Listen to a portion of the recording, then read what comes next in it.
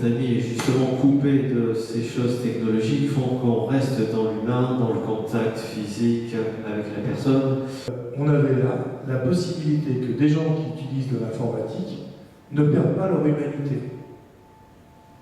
Ils restent dans leur verticalité, ils ne se perdent pas, ils ne s'abîment pas physiologiquement, que ce soit à l'échelle musculaire postérieure, les fascias, les articulations, les organes, etc. Et ils restent ouverts à leur environnement.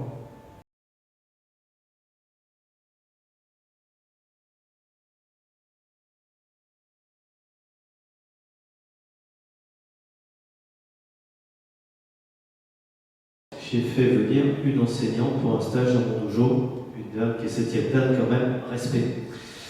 Mais je vois que la plupart des hommes ne sont pas prêts à recevoir l'enseignement d'une dame parce que c'est forcément inférieur. Elle n'a pas la capacité de nous enseigner un art martial. Je comprends qu'il y a une nécessité de faire attention à tous ces homo sapiens sapiens avec leurs guillemets et leurs petites boules.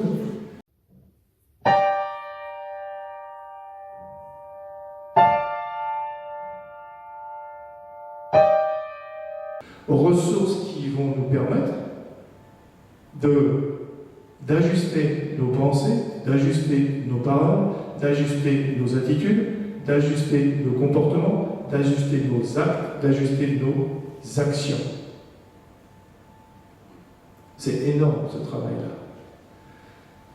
Et ceci va permettre d'avoir à un moment donné, comme dans une balance, ce niveau de conscience-là va être tellement présent, tranquille, délicat, puissant, que les autres informations qui ont permis que notre existence existe jusqu'à maintenant, par les différents cerveaux, l'intestinal, le reptilien, le mammalien, le néocortex, n'ont plus besoin de faire attention pour maintenir en vie l'être présent.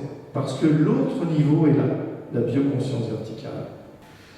Alors, les arts martiaux peuvent-ils encore être utiles alors qu'aujourd'hui, tant de réponses à nos besoins sont apportées par l'évolution technologique? C'est une très bonne question, mais pas de moi. Je reprends. Les arts martiaux peuvent-ils encore être utiles alors qu'aujourd'hui, tant de réponses à nos besoins sont apportées par l'évolution technologique? Tu veux commencer? Oui, effectivement, il y a une évolution technologique, il y a une évolution de la société et on ne peut pas tourner le dos à ça. Néanmoins, le fait d'être sur un tatami et justement coupé de ces choses technologiques font qu'on reste dans l'humain, dans le contact physique avec la personne, et c'est bien de l'expérimenter. Et je pense que de jeunes générations s'écartant de ça, pour moi, ça représente un danger. Et je suis très content effectivement d'enseigner à toutes les catégories d'âge, mais particulièrement aux jeunes qui seraient justement tentés de tomber dans ce piège, car je pense que c'est un piège. Alors on ne va pas être rétrograde et tourner le dos à la technologie. Elle a son utilité, sachant trouver effectivement ce qui est bon là-dedans. Mais je pense que nos jeunes générations ne voient pas le piège qui peut être tendu là. Et donc le fait de pratiquer un art martial va nous ramener à cette condition humaine où on est juste des individus avec, comme tu le disais, un regard, un sourire, quelque chose dans le contact et qui fait que là on va expérimenter autre chose que des choses virtuelles que la technologie nous propose, qui peuvent nous amener très loin et comme tu l'as dit tout à l'heure, vers quelque chose qui peut tendre vers peut-être la folie ou le côté psychiatrique, donc attention, danger.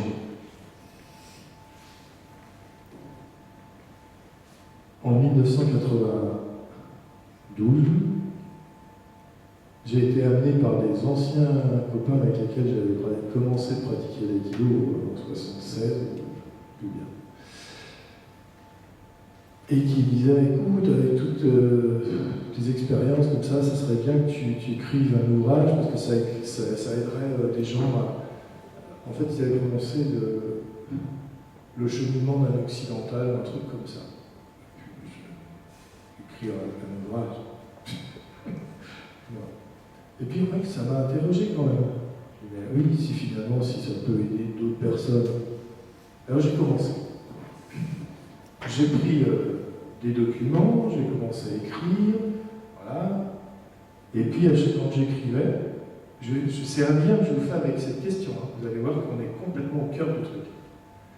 Et quand j'écrivais, malgré tout ce travail finalement d'équilibre, d'économie musculaire optimum et de fonctionnement physiologique optimum,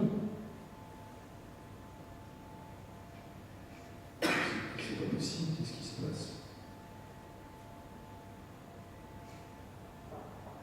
Ah, il y a un problème. Pourquoi, en écrivant, je me penche sur ma feuille? Alors, quand je me penche sur ma feuille, je compresse mon diaphragme qui a du mal à descendre, qui ne peut pas masser mes organes. J'ai plus ma conscience au niveau des... Enfin, ma conscience je l'ai, mais plus l'action au niveau des hautes lombaires et des basses dorsales. Il y a un truc qui va pas. Comment ça marche? Et alors, je me suis aperçu d'une loi que j'ai appelée la loi du regard. Tout le monde peut le faire, hein? Eh bien, tu vas le faire. Oui, tu prêtes ton micro? Oui. Tu vois la feuille que tu as dans la main? Oui. Bien. Si c'était un journal, par exemple, et que tu veuilles le lire, et tu es chez toi, d'accord? Lis cette feuille, vraiment. Allez, lis-la. Vas-y, lis-la. Je lis des questions. Oui, je t'en prie. Ouais. Ah, il va falloir que tu répondes. Oui. Que peut apporter... Stop. Non, tu bouges pas. Regarde, voilà, bouge pas. Regardez-le. L'angle entre les lettres et son regard est à peu près entre 80 et 90 degrés. Qu'est-ce que ça signifie? J'ai un peu cherché, et finalement, c'est le confort visuel. Ton système nerveux central place tout ton être et cette feuille pour que tu aies le moins d'efforts visuels à faire pour lire ce que tu lis. Mais je me suis dit alors, il faut que j'arrête d'écrire sur un plan plat. Je suis allé dans mon garage, j'ai bricolé, j'ai fait un plan incliné. Je te rends ton micro. Merci. Je fais un plan incliné, comme je fais un peu de calligraphie, pas occidentale, hein, j'ai un peu fait, mais bon, ça m'intéresse pas trop. Mais pour le coup de crayon, c'est sympa. Mais je préfère communiquer dans ma langue avec les gens qui parlent cette langue. Et je prends mon stylo de calligraphie. J'ai vraiment la terre, mes reins, tout bas, les pleins, les déliés. Oh, c'est super. Et je reste vraiment planté, quoi. Ah, je me dis, c'est bien ça. Allez, hop, je continue mon bouquin. Et j'avais des feuilles sur le côté. Et forcément, je vais lire une feuille. Ah ben non, c'est pas possible. Comment je peux faire? Comment je peux faire? Je dis, t'es trop bête, regarde, les yeux, ils sont là. Retourne dans le garage et fabrique un truc au-dessus de l'autre. Je suis dans le garage, je prends des bouches. J'avais des morceaux de ferraille, comme ça pour vous dire. Il y en a ici qui connaissent l'histoire. J'ai planté mes morceaux de ferraille sur ma planche en bois, j'ai placé mes documents, mes feuilles A4, et là, c'était génial, je perdais pas de temps, repérage, pas de fatigue. J'ai déposé un brevet, qui a eu le concours Lépine sans demander. Puis après, j'ai continué, et puis finalement, je suis arrivé à créer un poste de travail pour gaucher et droitier qui agit des pieds jusqu'à l'humidification des globes oculaires, jusqu'aux protections des canaux micropiens pour l'informatique. Le poste de travail le plus moderne au monde, Dixit, le ministère de la Santé à Dortmund en Allemagne, ou comment il s'appelle cela? Comment il s'appelle? À Stockholm. Enfin bon, le syndicat de l'ergonomie qui fait référence internationale, vous voyez leur petit macaron sur les écrans certains écrans d'ordinateur. C'est un centre que je vais visiter à Stockholm, ils sont super avancés dans le domaine de l'ergonomie et de... Ils ont même étudié les formes du carrelage sur le sol et ce que ça engendre comme comportement chez les gens. Ouais, ça m'a permis, moi, de changer les armes Boken Joe en 10 kilos. Regardez ce que j'ai fait avec ces outils-là. Les formes, elles ne sont pas au hasard, elles viennent des échanges. On a fait des conférences, etc., européennes avec ces gens-là, ils ont certifié tous mes travaux, mais ça m'a servi pour d'autres choses. je ferme la parenthèse, je ne sais plus, je suis en train de m'égarer. Non, on était dans. Oui, je peux en train de m'égarer. Et donc, avec ce poste de travail-là, parmi d'autres choses, on avait là la possibilité que des gens qui utilisent de l'informatique ne perdent pas leur humanité. Ils restent dans la verticalité, ils ne se perdent pas, ils ne s'abîment pas physiologiquement, que ce soit à l'échelle musculaire postérieure, les fascias, les articulations, les organes, etc. Et ils restent ouverts à leur environnement. Perception de l'environnement. Fini. Oui. Bon, comme je suis un mauvais commercial, vous voyez bien, j'ai tout perdu, et j'ai redémarré à zéro. Mais bon, ça fait rien, ça a aidé plein de gens, des dizaines ou des centaines de personnes, peu importe. Bon. Voilà un exemple que la bioconscience verticale peut aider au développement de l'être humain sans qu'il soit enfermé dans son développement technologique. Et ça, lapsus, hein. Vous voyez, ça peut aider complètement. Donc, la technologie, la technique, c'est bien, mais s'il n'y a pas derrière une dimension d'Homo sapiens sapiens, telle que j'essaye de la passer, eh bien, il y aura perte de cette espèce. C'est pas grave, Cosmos, il fera autre chose, vous n'avez pas entendu. Et c'est ballot, quoi. C'est ballot. La Terre, c'est un paradis, on en fait souvent un enfer. De nos propres histoires, à notre cinéma, on se fait des enfers, on emmerde tout le monde autour de nous, enfin, c'est incroyable. Donc la technologie, elle peut être inventée à partir de cette bioconscience verticale. Et là, ça devient un trésor. Et ça aide pas que l'humanité, ça aide le vivant. Ça fait partie du vivant. Quand je dis ça aide, ça fait dualiste. Donc c'est pas juste de parler comme ça. Bon, mais le vivant, il est en évolution à ce moment-là. Je voudrais prendre ce mot d'évolution. Là, vous avez tout à l'heure parlé d'évolution technologique. Et moi, je dis non. C'est pas de l'évolution technologique, c'est de la transformation. Parce qu'en évolution, on a toujours une vision d'une progression vers un humanisme. Là, c'est le contraire qui est en train de se passer. Les gens se transforment. Leur colonne vertébrale devient une colonne vertébrale simiesque, comme la tienne, Jean-François, actuellement. Je ne sais pas, tu te débrouilles avec ça, mais je te donne l'information pour que tu fasses autre chose. Je t'en ai donné plein d'informations tout à l'heure. Et c'est vraiment essentiel. Qu'est-ce que c'est que cette humanité ? On ne sait pas respirer, on ne sait pas marcher, on ne sait pas s'asseoir. On ne sait pas s'asseoir, on ne sait pas se lever, on ne sait pas s'allonger, on ne sait pas être assis, on ne sait pas être allongé, on ne sait pas être debout. Vous vous rendez compte de tout ce qu'on apprend? Et c'est que le début, hein. On ne sait même pas toucher quelqu'un. Et en plus, là, on a essayé de nous empêcher de toucher quelqu'un. Donc, bon. Donc, la technologie, oui, à partir de quoi? Ça, c'est la question. Parce que là, toute la technologie, elle change. Par exemple, j'ai inventé un ordinateur portable qui engendre tout ce que je viens de vous dire. Je l'ai proposé à tous les fabricants. Il n'y a que l'adjoint de Steve Jobs qui m'a répondu.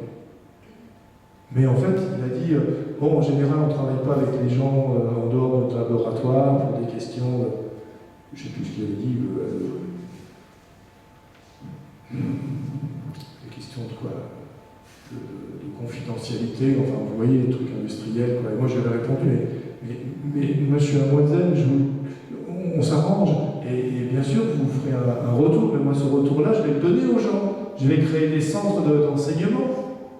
Donc, ça va faire une boucle. Et là, il ne m'a pas répondu. C'est carrément ballot, quoi. Parce que là, Macintosh, il avait un truc terrible. Et il allait dans le sens, Steve Jobs, il a quand même essayé, je crois, d'avoir une apparence, pour le moins, dans un sens d'évolution. Ils n'ont pas attrapé le truc au passage. C'est ballot. Hein, alors que l'ordinateur, c'est utilisé par beaucoup de personnes maintenant. Voilà un exemple où, à la fois, l'humain qui pourrait utiliser une grande partie de ses capacités d'une main pour pouvoir prévoir une technologie qui serve cette nouvelle conscience pour tout le vivant. Et là, comme il n'y a pas ça, regardez les gens comment ils sont devant l'ordinateur. C'est incroyable. Regardez les gamins sur leur scooter, ils se bousillent complètement la colonne, etc.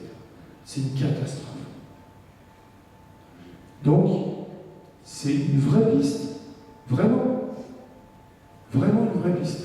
Et avec cette entreprise, qui était la plus performante, une des 10 entreprises françaises les plus innovantes.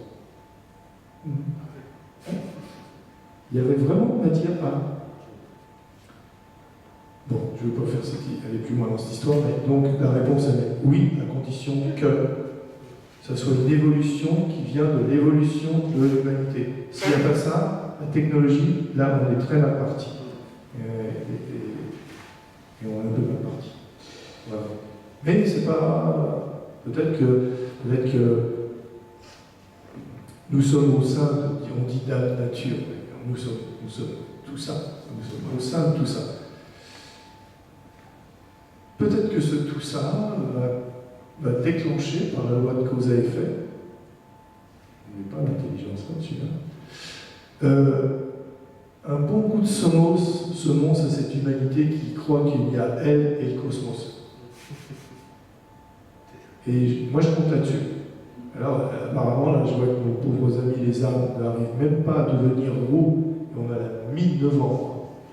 Ils s'épuisent, d'autres refont des bourgeons. Les pauvres, ils ne savent plus où ils habitent, quoi. Et c'est à cause de nous. C'est quand même, c'est incroyable. Combien de pourcentage d'espèces animales on a oxy? Non. Bon, donc la technologie, c'est pas un problème, mais quel est l'esprit qui anime la technologie? Ça, c'est le sujet.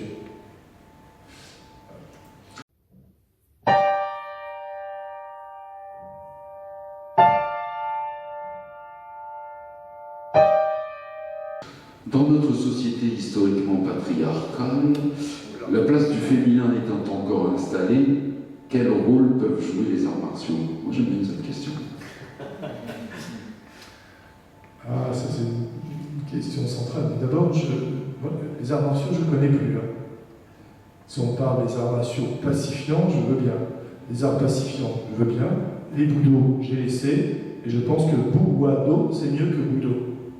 En fonction de ce vécu. Buwado, Wa veut dire paix. C'est-à-dire que j'attrape la lance, je dépose les armes, et c'est le chemin pour la paix. Buwado. Bujutsu, Budo, Buwado. Bienvenue à tous les enseignants qui vont dans ce sens-là. Vraiment, je suis prêt à bosser avec eux. Buwado. Donc, je laisse les arts martiaux. Je pense que c'est pas une bonne traduction. Je pense, mais je suis pas sûr. Mais bon, c'est une façon de voir les choses. On a vu des gens en dualité, et puis on a utilisé la notion de Mars. Mars, c'est la violence. C'est la guerre. Regardez l'étymologie, j'y ai regardé il n'y a pas longtemps d'ailleurs, pour un entretien avec une dame d'ailleurs, justement.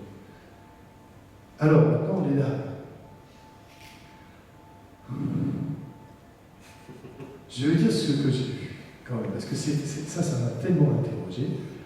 En 82, au Japon, on va dans un dojo avec Sensei, c'était sympa, ça m'a pris le bateau et tout, c'était vraiment sympa. Et là, je vois une dame qui était toute fine, quoi, avec un japonais qui était plutôt bien charpenté, quoi. Et elle essayait de produire ce qu'on appelle Mikyo. Et je voyais son visage, je regardais son visage, et je lisais sur son être une sorte de... Attends, je vais vraiment te soumettre. Il y avait j'ai lu ça, c'était une grosse bêtise, hein, mais ça m'a marqué vraiment. Et ça m'a interrogé. Je me dis, mais pourquoi cette femme, Blue Sensei, il ne parlait pas de ça, il n'exprimait pas ça. Il s'occupait des dames aussi. Hein. Bon, j'ai entendu des choses particulières, mais je ne vais pas le répéter. Bien. Quand j'ai vu cette femme qui semblait vouloir soumettre un homme par cette technique-là, et quand il était au sol à exprimer un certain contentement, je me suis dit, là, les hommes ont tellement emmerdé les femmes, tellement dominé les femmes, tellement été horribles avec les femmes. Et c'est pas fini, c'est pire. Que je peux comprendre qu'il y ait ça dans l'inconscient des femmes et que ce soit un terrain de jeu pour sortir tout ça et exprimer tout ça et faire une sorte d'équilibre. Et en même temps, quand elles ont terminé de s'entraîner, eh ben, c'est une manière aussi de dire si j'ai encore une mauvaise expérience avec ce genre d'homo sapiens sapiens que sont les homo sapiens qui se promènent avec une guimauve et deux petites boules entre les jambes, je me sentirais plus en sécurité. Vous voyez? Donc vraiment, c'est un grand sujet. Quoi. Et dans ce grand sujet, à partir de cette expérience-là et d'autres expériences, j'ai changé plein de choses. J'en ai parlé en 89 avec Maître Kobayashi, au Japon. Il m'a dit, ah, c'est intéressant. Bon, c'est intéressant. Bon, ok. Après, je sais que ça a continué, et maintenant, eh ben, je vous en ai parlé dans ce stage. Je n'agis pas pareil avec les femmes qu'avec les hommes. Et puis je demande aux hommes de devenir peut-être plus fluides, plus attentifs, et qu'il y ait un vrai échange où il n'y a pas de dominant à dominer, vraiment. Et qu'on développe une autre conscience pour que, enfin, le symbole du taoïsme est magnifique, avec ce yin et ce yang. On reconnaisse le yang dans le monde féminin, le yin dans le monde masculin, et qu'ensemble, on se met ensemble, à la même hauteur, et on partage et on construit ensemble. On peut aller dans une autre direction, on peut donner un moyen au mâle de se comporter comme des humains, pas comme des animaux, sans conscience, avec conscience, et qui modifie vraiment. Et à ce moment-là, les femmes vont prendre leur pleine dimension. Parce que, bien sûr, il y a eu des guerrières. Bien sûr, c'est nécessaire de se défendre avec d'autres moyens, mais aussi bien que les mâles, il n'y a pas de problème. Mais est-ce que c'est vraiment le sens? Il faut qu'on évolue tous, là. Qu'est-ce qu'on fait faire? On reproduit des choses masculines pour les femmes, alors qu'on n'a même pas réfléchi sur des choses masculines avec lesquelles on pourrait évoluer.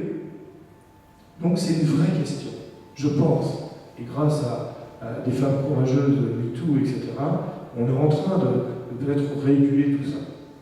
Et j'espère qu'il faut continuer là-dedans. C'est une piste importante. Et il faut sortir du patriarcat, ne pas créer un matriarcat, mais allier ces deux éléments. Et quand les deux éléments sont alliés vraiment, je ne dis pas le mot allié au hasard, hein, pas parce que j'habite dans l'allié, hein, mais allier ces deux éléments. On est dans une complémentarité des différences, mais c'est merveilleux. Oui, je suis d'accord tout à fait sur l'idée, c'est pas les uns contre les autres, mais c'est ensemble. Moi, je voulais juste faire part d'une expérience qui est très récente, puisqu'en début de mois, j'ai fait venir une enseignante pour un stage dans mon dojo, une dame qui est 7e dan, quand même, respect. Mais je vois que la plupart des hommes ne sont pas prêts à recevoir l'enseignement d'une dame, parce que c'est forcément inférieur, elle n'a pas la capacité de nous enseigner un art martial. Alors ça, c'est assez déplorable, et je rends hommage à tous les hommes qui étaient là, et puis Jean-François a été à l'initiative avec moi de la venue de cette personne, je ne citerai pas. Mais les hommes, par contre, qui ont été enseignés ce jour-là par cette dame, on a vécu un très grand moment. Et justement, nous a amené dans des subtilités de notre art, qui étaient vraiment différentes, plus en souplesse, etc. Et niveau technique, il n'était pas moindre, loin de là. Donc, hommage à tout ce qu'elle a fait. Et puis les gens qui étaient là, notamment les hommes qui ont adhéré à ça, je pense que c'était un petit pas vers autre chose. Et on est tous tombés d'accord qu'on allait le pérenniser l'année prochaine et les années qui suivent avec elle, avec d'autres, parce qu'il n'y a pas de raison qu'on ne voit pas ça sur un pied d'égalité. Voilà. Donc ceux qui l'ont fait étaient heureux de le faire, ceux qui n'étaient pas là, ben, c'est dommage. Et d'ailleurs, cette personne a commencé avec une citation de je ne sais plus quel grand maître en disant que l'ère des hommes forts était révolue. Voilà, pour résumer.